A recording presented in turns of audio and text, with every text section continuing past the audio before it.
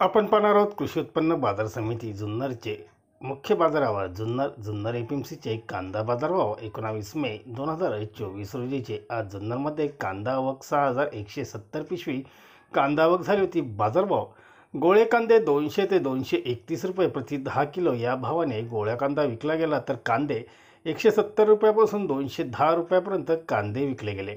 गोल्टागोल्टी 50 ते 150 रुपये बाजारभाव होता, तर बदले कांदे 50 ते 120 या दरम्यान राहिले.